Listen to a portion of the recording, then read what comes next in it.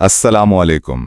आज हम आपको कुरान की आले इमरान की आयत इन्न दीना इंदल्लाहिल इस्लाम के बारे बताएंगे। अल्लाह इस आयत में फरमाते हैं, बेशक अल्लाह के नज़दीक सच्चा दीन सिर्फ इस्लाम है। ये आयत इस्लाम की हक्कानियत और जामइयत को वाज़े करती है। दीन का मतलब है निज़ाम ज़िंदगी, यानी वो तर्ज़ हयात जो इंसान को इबादत, अखलाक, मुआमलात और मुआशरत के उसूल सिखाता है।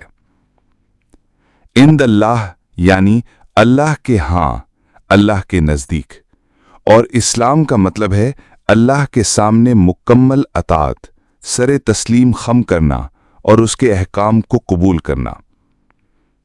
सिर्फ वही दीन इस्लाम है जो अल्लाह की तरफ से नाजिल करदा है, चाहे वो हज़रत आदम अलैहिस्सलाम, नूह, इब्राहीम, मूसा, ईसा या मोहम्मद सल्लल्लाहु अलैहि वसल्लम पर आया हो।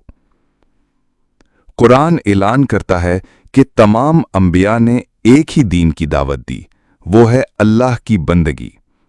मगर वक्त के साथ लोगों ने अपनी ख्वाहिशात के मुताबिक दीन को तहरीफ का शिकार कर दिया। अब आखिरी और मुकम्मल दीन यानी इस्लाम को अल्लाह ने मुकम्मल कर दिया है। सूरतुल माइदा 3 में बाज़ अहले किताब यानी यहूद व नसारा इस्लाम को मानने से इनकारी थे और कहते थे कि सिर्फ उनका दीन बरहक है। इस आयत में अल्लाह ताला ने वाज़े कर दिया कि अब सिर्फ इस्लाम ही सच्चा और मकबूल दीन है। सिर्फ इस्लामी नाम या रस्मी इबादात काफ़ी नहीं, बल्कि दिलो जान से अल्लाह की अताअत ज़रूरी है। आखिरत में नजात के लिए ज़रूरी है कि हम खालिस दीन के साथ रसूल अकरम सल्लल्लाहु अलैहि वसल्लम की तालीमात पर अमल करें।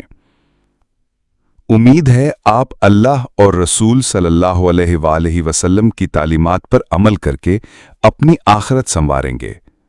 चैनल को सब्सक्राइब कीजिए और शेयर कीजिए ताकि ज़्यादा से ज़्यादा अफराद तक ये पैगाम पहुंच सके। अस्सलाम।